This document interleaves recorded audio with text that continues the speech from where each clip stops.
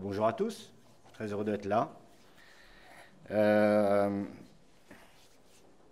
vais y aller direct. Lorsque j'ai reçu l'invitation de M. Basbous pour venir à ce colloque L'usure du monde, avec un pitch noir, j'avais l'impression d'être invité au congrès de la Société française des neurasthéniques. Tellement je trouvais ça noir. Voilà. Et c'est la raison pour laquelle j'ai décidé de faire une contribution la plus optimiste possible au projet, et notamment au projet d'architecture. Mesdames et messieurs, je vais essayer de réenchanter la salle. En plus, je suis la dernière communication, donc c'est peut-être plus facile pour moi que pour les autres. Je voudrais dire au passage pour la dame qui a critiqué tout à l'heure la composition socio-genrée des tables rondes que je suis blanc, c'est indiscutable.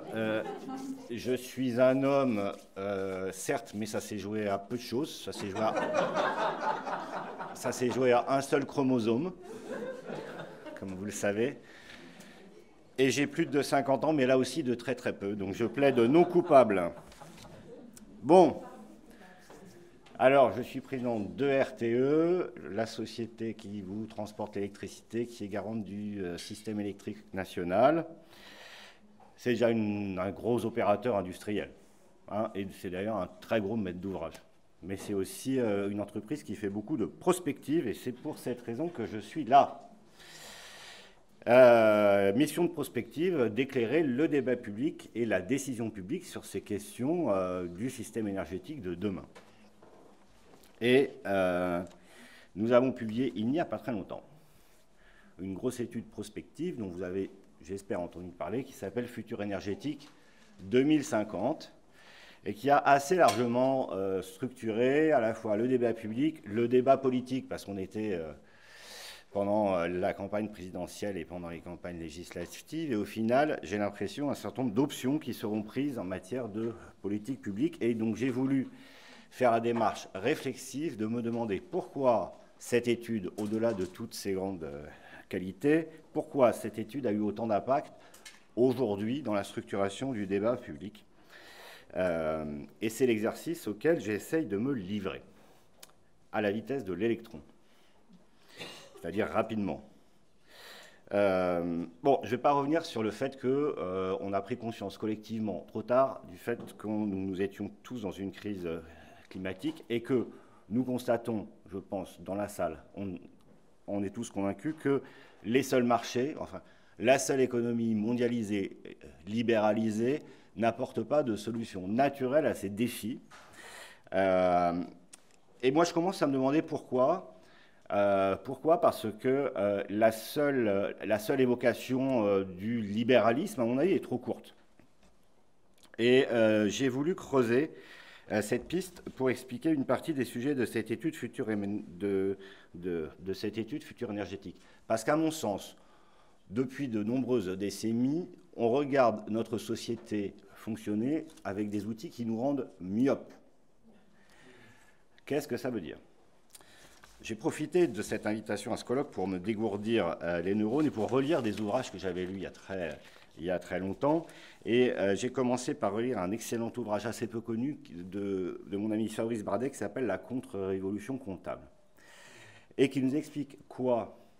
Il nous explique il nous relate finalement comment au 19e est née la révolution probabiliste, donc un outillage de statistiques avec de l'économie qui a déjà,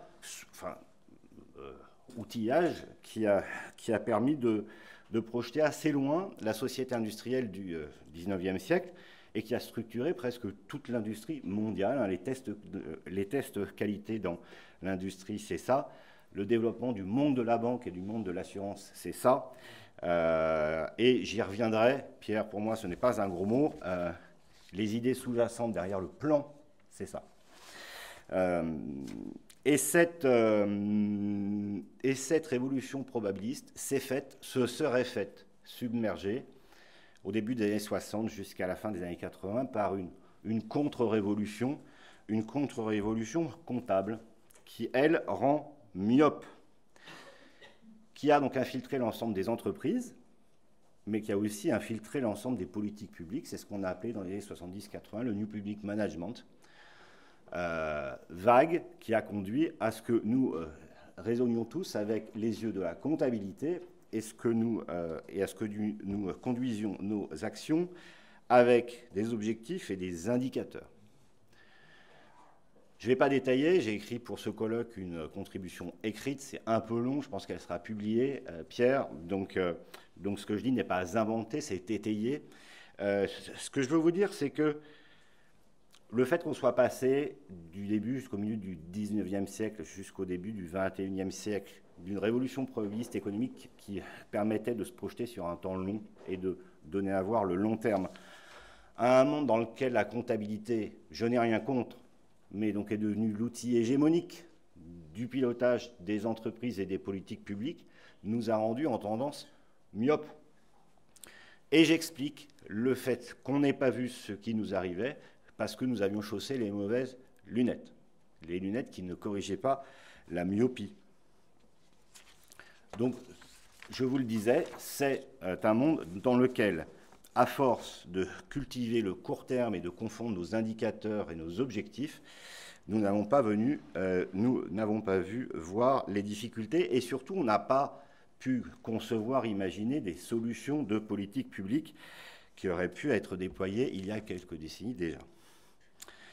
Pour faire très bref, parce que je vais quand même vous parler de Futur énergétique 2050, je pourrais résumer les conséquences de cette contre-révolution comptable dont on voit encore les avatars aujourd'hui par pointillisme, focale courte, préférence pour le court terme, myopie et surtout, point central, parce que j'y reviendrai dans ma conclusion, incapacité à représenter quoi que ce soit de cohérent sur le long terme, impossibilité de construire une image à nos concitoyens de ce qu'on veut que soit la société. Et cette question de la représentation, vous le verrez, donc à mes yeux, elle est absolument capitale, déjà pour comprendre le succès de l'étude future énergétique, mais aussi pour reparler de ce que peut être la place du projet d'architecture demain.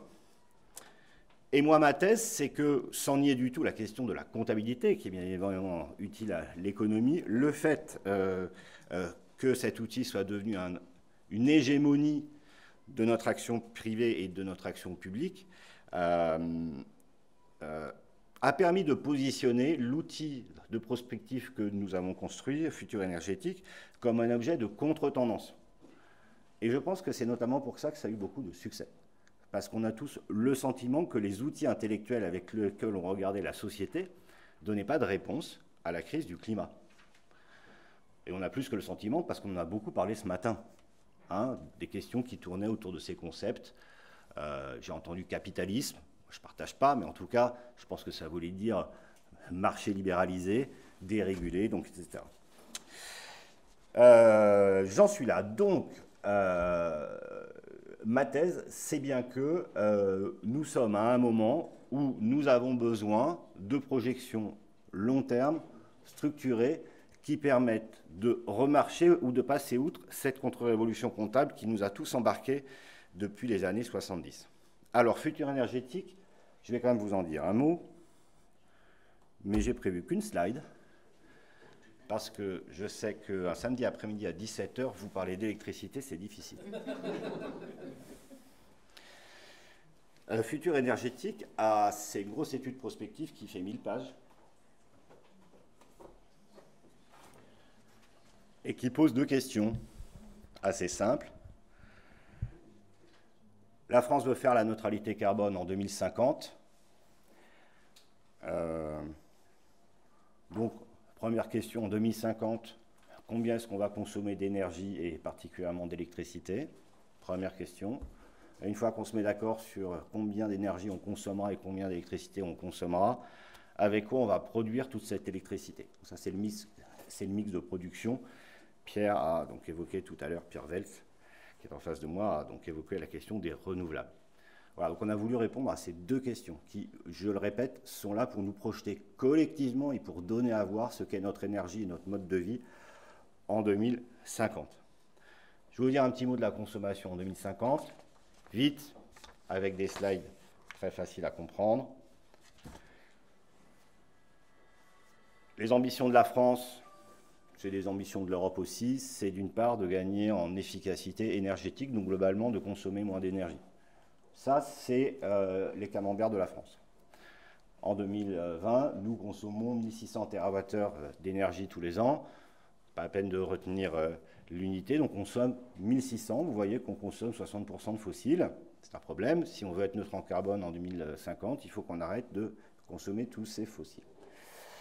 Alors comment est-ce qu'on va donc arriver à faire quelque chose en 2050 ? Déjà, on va faire de l'efficacité énergétique, c'est qu'on va être plus efficace, on va consommer moins d'énergie dans l'ensemble de ce qu'on fait tous les jours, sans changer nécessairement nos modes de vie. Alors qu'est-ce que je mets derrière notre mot d'efficacité ? C'est tous les progrès techniques tendanciels qui nous permettent de consommer moins d'énergie, ou toutes les politiques publiques qu'on met en place, comme la politique publique de rénovation thermique des bâtiments, ou la norme RE 2020, je sais que je parle à des spécialistes. Mais pour moi, quand je parle d'efficacité, c'est ça. C'est que lorsque vous allez chez Darty, pardon de faire de la publicité, et que vous changez votre frigo, eh bien votre frigo neuf, il consomme moins que votre frigo qui avait 15 ans. C'est la même chose pour vos ordinateurs, c'est la même chose pour les barcodes qui éclairent cet écran, c'est la même chose pour les téléphones, c'est la même chose pour tout, et pour les processus industriels. En tendance, les progrès techniques nous font consommer moins d'énergie. Donc ça, c'est un premier phénomène, il faut qu'on fasse, et on fera de l'efficacité énergétique, c'est sûr, on en fait déjà. Est-ce qu'on en fera suffisamment pour atteindre 40%? Je ne sais pas, mais en tout cas, c'est l'ambition française. C'est une ambition qui est dans les ordres de grandeur des ambitions des autres pays d'Europe, je le dis au passage, donc même si ça peut paraître difficile, ce n'est probablement pas inaccessible. Donc c'est un premier phénomène. Puis il y a un deuxième phénomène, c'est que même si on consomme moins d'énergie d'ici 30 ans, et c'est la raison pour laquelle mon petit camembert décroît, il faut qu'on arrête de consommer des énergies fossiles. Il faut qu'on arrête de consommer ce camembert gris qui nous empoisonne la vie en 2020. Et donc là, c'est essentiellement l'électricité qui va venir grignoter des parts de marché aux consommations de pétrole et de gaz. Donc on va électrifier nos usages progressivement. Quelques exemples simples. On réforme nos voitures thermiques, on achète des voitures électriques.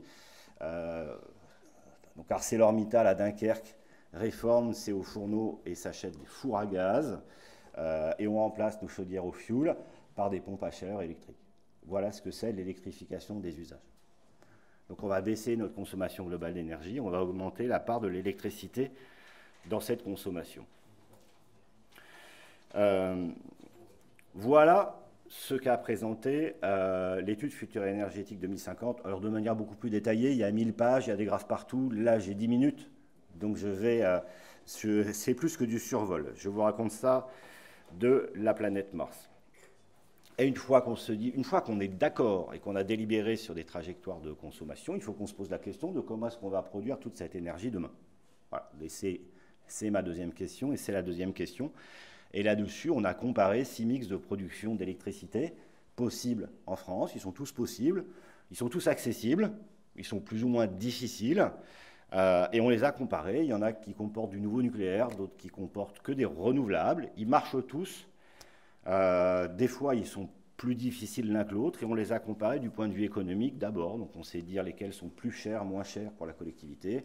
On a comparé leurs empreintes environnementales, leurs analyses en cycle de vie, etc. etc. Et c'est sur la base de ces travaux qu'un certain nombre de partis, et notamment le président de la République, a pris l'option de choisir un de ces scénarios, enfin très exactement, de prendre une position entre deux scénarios que nous avions bâtis.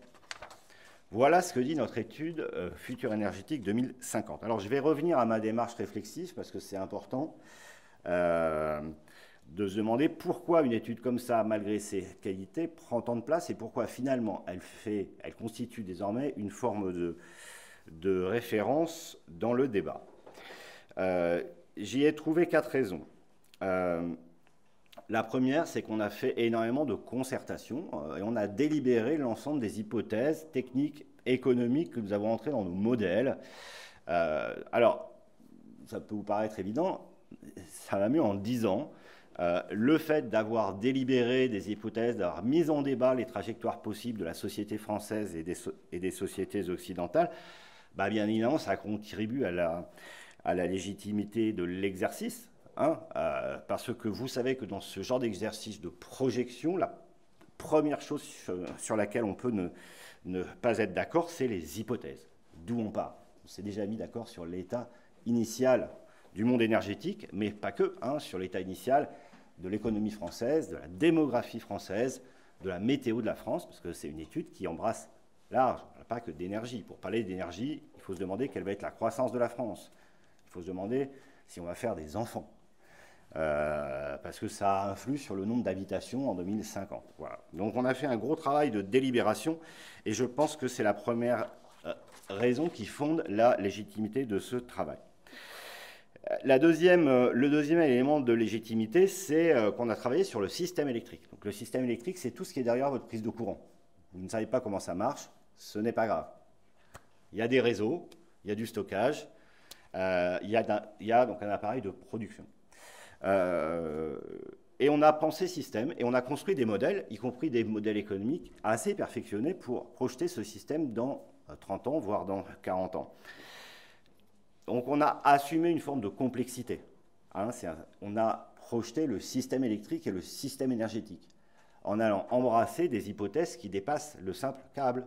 On a travaillé avec des experts du GIEC pour intégrer les trajectoires de la dérive climatique et pour probabiliser des chroniques météo en France dans 10 ans, dans 30 ans et même jusqu'en 2060. Donc on a pensé système, on a pensé large, et de fait, on assume une forme de complexité. Alors bien évidemment, c'est dur d'en parler parce qu'on parle d'un système complexe, mais on n'est pas dans le règne de la règle de 3, et on n'est pas dans le règne de Twitter, où on peut résumer ce qu'on fait en 180 caractères. Même si on m'a dit récemment que c'était désormais plus que ça. Troisième élément qui explique cette forme de légitimité aujourd'hui, nous avons donné à voir ce que pourrait être le mix énergétique en 2050. Et d'une certaine manière, cette représentation de ce qu'est le mix énergétique en 2050, c'est important parce qu'on ne l'avait jamais fait. C'est important de pouvoir se dire qu'en 2050, il y aura tel volume de réseau.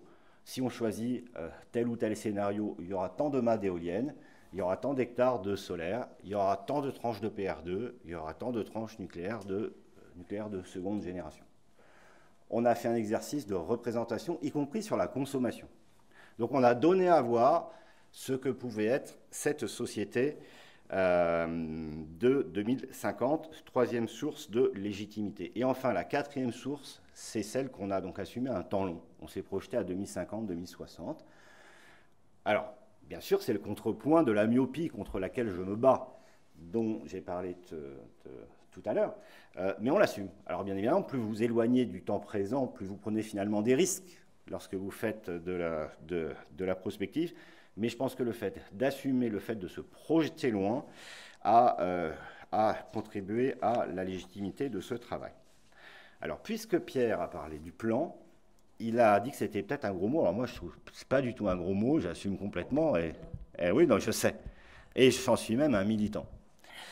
Parce que pendant qu'on faisait ça, il ne vous a pas échappé que le plan, on commence à en parler beaucoup. On a beaucoup parlé du plan, et puis le président nouvellement réélu a même parlé de planification, et au cas d'espèce, de planification écologique. Du coup, je me suis replongé dans un bouquin de Pierre Massé. Alors pour ceux qui ne le savent pas, pour les plus jeunes d'entre nous, Pierre Massé, ça a été un des commissaires au plan dans les années 60, un prestigieux commissaire au plan. Et donc j'ai relu son ouvrage qui s'appelle « Le plan ou l'anti-hasard » pour voir si finalement on pouvait retirer quelques régularités avec ce qui s'est passé dans notre étude Futur énergétique. En fait, la réponse est oui. Je vais les résumer en 3 mots. Lui voit dans le plan français 3 sources de légitimité. La première, c'est de partager une conscience commune du développement. En l'occurrence, pour nous là, c'est la cause de la neutralité carbone. La seconde, c'est d'accroître les cohérences des décisions publiques. Il est évident qu'une étude comme Futur énergétique 2050, elle permet de faire cela. Et la troisième, et ça me permet de revenir à mon premier point, c'est que il estime, Pierre Massé, en 1963, que la troisième source de légitimité, je cite, réside dans l'inaptitude du marché dérégulé à pouvoir orienter correctement les décisions des entreprises et des acteurs publics lorsqu'elles font face à un avenir lointain et très incertain. on y est. C'est presque un copier-coller. Si j'ajoute à ça le fait que, à l'époque du plan, et dans les grandes années, il y avait des commissions de modernisation qui participaient à la délibération sur les hypothèses, et que la démarche du plan en France a été la promotion de l'optimalité en matière d'économie et des probabilités, on retrouve absolument les mêmes ressorts et les mêmes caractéristiques que ce dont je vous ai parlé sur l'étude future énergétique. Si bien, et c'est peut-être hardi, et je sais que je suis enregistré, donc il y aura des preuves historiques, que je pense quand même que nous ne sommes pas loin de pouvoir considérer que l'étude future énergétique et l'ensemble de ces déclinaisons qui viendront, puisque vous savez probablement que le gouvernement français s'est engagé à produire une nouvelle stratégie française énergie-climat dans une loi qui sera déposée à la fin 2022, que cet ensemble, ce sera notre nouveau plan, notre nouvelle planification énergétique. Voilà. Parce que nous nous sommes fondés sur les mêmes ressorts, finalement, que ce plan des années 60, et en contrepoint de cette contre-révolution comptable qui nous a probablement rendu myopes ces dernières décennies. Alors, je vais conclure sur la question du monde urbain. Je suis dans les temps ou pas? Oui. Je vais conclure sur la question du monde urbain. J'ai parlé tout à l'heure de la question de la consommation, combien allons-nous consommer en 2050, et je ne vous ai parlé que d'efficacité. Je ne vous ai pas parlé de sobriété. Alors c'est un débat qu'on a régulièrement avec Pierre, okay, mais aussi avec Pierre Welz. Comment est-ce qu'il faut intégrer la question de la sobriété? Alors chez RTE, on a distingué l'efficacité de la sobriété. Dans l'efficacité, je vous l'ai dit, nous n'avons mis que l'ensemble des politiques publiques et des progrès techniques qui nous conduisent à consommer moins d'énergie d'ici 2050, sans changer nos modes de vie. Donc, on fait l'hypothèse qu'on consomme de la même manière, qu'on habite de la même manière, qu'on travaille de la même manière et qu'on se déplace de la même manière. Et puis, on a documenté ce que voudrait dire une société plus sobre. Alors, la sobriété, c'est l'efficacité, mais c'est au-delà. Il faut qu'on fasse toute cette efficacité, mais on pose l'hypothèse qu'on va changer nos comportements. Alors, on peut changer nos comportements parce qu'on est des personnes morales, mais aussi parce qu'il y a des incitations économiques ou parce qu'il y a des réglementations qui nous y obligent. Et on a essayé de documenter ce que voudrait dire cette sobriété française en 2050 du point de vue de l'électricité. Et on l'a fait. Alors, tout ce que je vous dis, c'est public sur Internet, hein. Vous allez sur le site de RTE, vous pouvez télécharger l'étude future énergétique. Donc au demeurant, là, vous allez télécharger le chapitre sur la consommation et l'analyse sociétale. Tout ce que je dis est documenté et référencé. Et dans ce monde de la sobriété, on va consommer un peu moins d'électricité que ce que je vous montre là, mais ça veut dire qu'il faut qu'on change nos modes de vie. Alors ça relève d'un débat politique au sens noble. Est-ce que les Français sont prêts, ont envie de changer leur mode de vie? Mais en tout cas, nous, on a essayé de mesurer ce que ça générait et quel type d'économie ça pourrait générer et ce que ça pouvait vouloir dire sur nos différentes vies quotidiennes. Et je vais vous donner quelques chiffres, sans vous abrutir. Dans une société seulement efficace, on a parlé cohabitation tout à l'heure, donc dans une société efficace, il faudrait qu'on passe d'un taux d'occupation des logements de 2,17 aujourd'hui. Donc aujourd'hui, il y a 2,17 personnes par logement en France, à un taux de 1,98. Donc ça veut dire que la France continue à décohabiter. On continue à divorcer toujours autant et à se séparer. Ça, c'est une société qui est efficace. On poursuit la tendance de la décohabitation. En revanche, si on passe dans une société sobre, pour économiser encore plus d'énergie, il faut qu'on passe à 2,33 personnes par logement. Ça veut dire quoi? Ça veut dire que, alors M. Biwix l'a quand même évoqué ce matin, ça veut dire qu'il faut qu'on se regroupe dans les logements. Voilà. C'est pour ça que c'est intéressant de documenter et de quantifier ce que veut dire sobriété. Aujourd'hui, les espaces mutualisés dans les copropriétés, par exemple, c'est 0,0001%. Ça ne doit pas être loin d'être l'accès du parking et le local à poubelle. On va essayer de tirer cette tendance dans une société plus efficace avec les tendances de la construction d'aujourd'hui. En 2050, on pose l'hypothèse que ce serait 1% de surface mutualisée. Dans un monde sobre, il faut que ce soit 10%. Alors qu'est-ce que ça veut dire 10% de surface mutualisée lorsqu'on travaille en immeuble? Ça veut dire qu'il faut des buanderies communes, par exemple. Donc ça prend une forme. Quelques chiffres, par exemple, sur le tertiaire, parce qu'on en a aussi parlé cet après-midi. Aujourd'hui, le tertiaire, c'est 1000 millions de mètres carrés. Exactement, c'était 999 millions de mètres carrés en 2019. Dans un monde efficace, cette surface de tertiaire ne devrait croître que de 7%. En revanche, dans un monde sobre, celui où on change nos comportements, il faudrait que ces surfaces baissent de 6%. Si on parle des résidences principales, c'est pareil. On pourrait tolérer une croissance modérée si on est dans un monde efficace, mais donc il faudrait qu'on perde 100 millions de mètres carrés de résidences principales dans un monde sobre. Alors, perdre des mètres carrés de résidence principale, c'est cohérent avec ce que je vous ai dit qu'il fallait recohabiter. Mais c'est perdre 100 millions d'euros de 100 millions de mètres carrés dans un monde sobre, alors que notre démographie augmente de 4 millions de personnes. Donc 100 millions de résidences principales, 100 millions de mètres carrés de résidences principales, ça peut vous paraître pas beaucoup sur les 2600 millions de mètres carrés de résidences principales en France, mais c'est beaucoup parce que notre population grandit.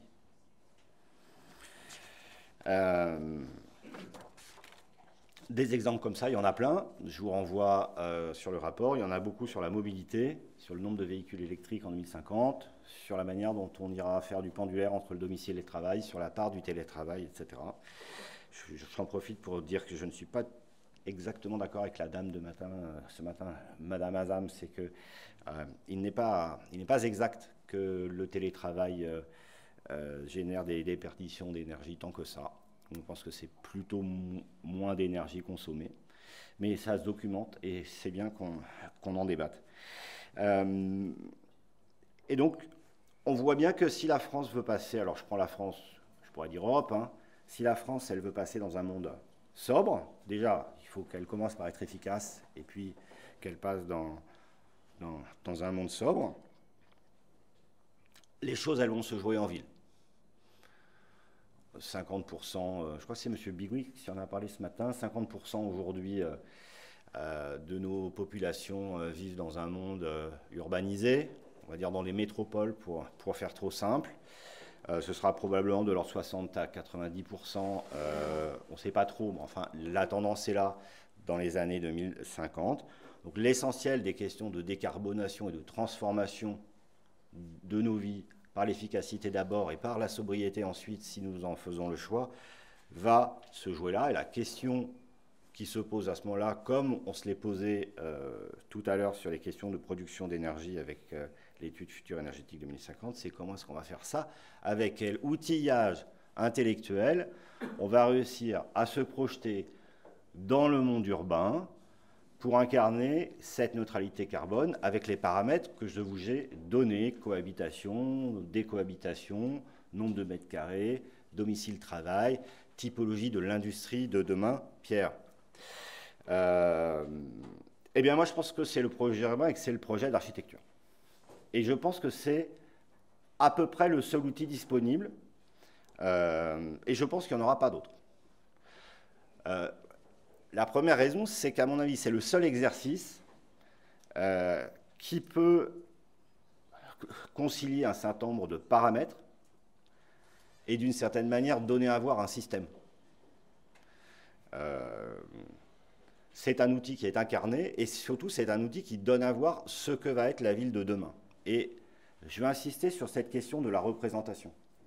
Il n'y a pas de débat politique possible sur la transformation de nos cités sans fournir une représentation de la manière dont on va vivre demain. Ça a été l'ADN de notre étude Futur énergétique 2050. Donner à voir les choses pour pouvoir en débattre. Montrer ce que vont être les paysages demain dans ce monde de la neutralité carbone. Tant qu'on n'arrivera pas à donner une représentation système globale de ce que sera notre monde urbain demain, on n'y arrivera pas. Je partage avec M. Biwix la critique acide de la métropole verte en tant qu'argument publicitaire. Et donc, moi, je suis un militant à ce titre-là du projet d'urbain et du projet d'architecture, en tant qu'il rassemble un certain nombre de paramètres, en tant qu'il est capable de projeter loin et donc, du coup, d'organiser une forme de délibération politique dans les territoires sur ce que nous voulons, de notre société de demain. Est-ce qu'on veut être sobre? Et qu'est-ce que ça veut dire dans le monde urbain? Est-ce qu'on veut être efficace seulement?